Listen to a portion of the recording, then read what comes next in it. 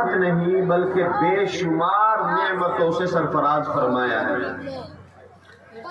خود اللہ تعالیٰ نے اپنے مقدس کلام میں ارشاد فرمایا وَإِن تَعُدُّوا نِعْمَةَ اللَّهِ لَا تُحْصُوهَا کہ میرے بندو اگر تم میری نعمتوں کو شمار کرنا چاہو، گننا چاہو، تو میری نعمتوں کا تم احاطہ نہیں کر سکتے، میری نعمتوں کو شمار نہیں کر سکتے۔ اس لیے کہ انسان چاہے وہ جاگ رہا ہو یا سو رہا ہو، وہ بیٹھا ہوا ہو یا چل رہا ہو، وہ بول رہا ہو یا خاموش ہو، یعنی کسی بھی حال میں اگر انسان ہے، حتیٰ کہ اگر وہ حالت بیماری میں ہے یا حالت کمزوری میں ہے، تو بھی اس کے اوپر اللہ کی جانب سے نعمتوں کی موسلا دھار بارشیں برستی۔ ہم اور آپ استعمال کر رہے ہیں۔ ہم اور آپ ذرا تصور کریں، ذرا سوچیں کہ اس وقت میں جب آپ بات سن رہے ہیں، یہ بات ہو رہی ہے، ہمارے کان کام کر رہے ہیں، ہم باتوں کو سن رہے ہیں۔ اگر یہ کان کام کرنا چھوڑ دے اور قوت سماعت ختم ہو جائے تو میرے بزرگوں ہم کچھ بھی نہیں سمجھ سکیں گے اور کچھ بھی نہیں سن سکیں گے کہ کہنے والا کیا کہہ رہا ہے۔ اللہ کی عظیم نعمت ہے، سن رہے ہیں، دیکھ رہے ہیں، بول رہے ہیں، چلو پھر رہے ہیں، دل اور دماغ اپنا کام میں لگا ہوا ہے۔ اللہ کی عظیم ترین نعمتیں ہیں، اللہ ان نعمتوں کی قدردانی کی توفیق عطا فرمائے۔ آمین۔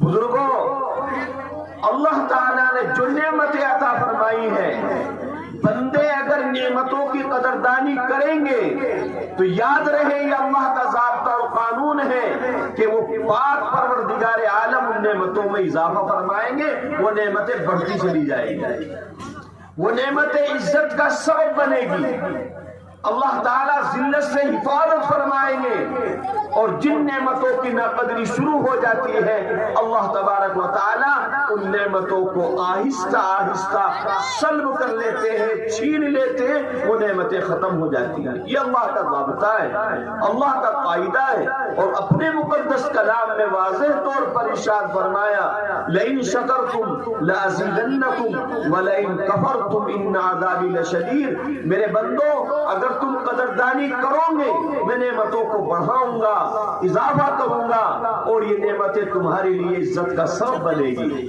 اور اگر تم ناقدری کرو گے فرمایا ان عذابی لشدید، یاد رکھیے میرا عذاب بڑا سخت عذاب ہے۔ اللہ نے نعمتیں دی ہیں، ان نعمتوں میں سب سے عظیم ترین نعمت جو رب کائنات نے مجھے اور آپ کو عطا فرمائی، ہر ایمان والے کو عطا فرمائی، وہ ایمان کی نعمت ہے۔ اللہ نے ہمیں ایمان عطا فرمایا ہے۔ میرے آقا میرا خدا مجھے اور آپ کو اس ایمان کی قدردانی کرنے کی توفیق عطا فرمائے جو ایمان اللہ نے ہمیں عطا فرمایا ہے۔ بلا کسی مطالبے کے، بلا کسی قربانی کے اللہ نے ہمیں مسلمان بنا دیا، ایمان والا بنا دیا۔ اللہ تعالی ہمارے ایمان کو سلامت رکھے، ہمارا ایمان سلامت اور محفوظ رہے۔ اس لیے کہ اس وقت میں ہمارے اور آپ کے سامنے جو حالات ہیں، ان حالات میں ایک انتہائی بھیانک روپ اختیار کیے ہوئے ہیں وہ حالات کہ جن کی وجہ سے ہمارے جوان بچوں اور بچیوں کے ایمان کے اوپر ڈاکہ زنی کی جا رہی ہے، ایمان کے اوپر حملے کیے جا رہے ہیں، نت نئے انداز میں ایمان کو بگاڑنے کی، ایمان کو ختم کرنے کی باضابطہ طریقے سے محنتیں اور کوششیں چل رہی ہیں، اور وہ محنتیں کوششیں ہمارے گھروں تک پہنچی ہوئی ہیں۔ ہمیں احساس نہیں، ہمارا جوان ابھی یہ بچے جو مکالمہ پیش کیا ہے، اللہ ان بچوں کو جزائے خیر عطا فرمائے۔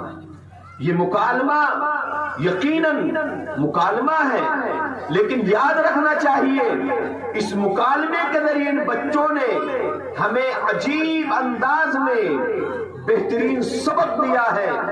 ہمارے لیے یہ عبرت کا وقت ہے عبرت کا نشان ہے اور ہمیں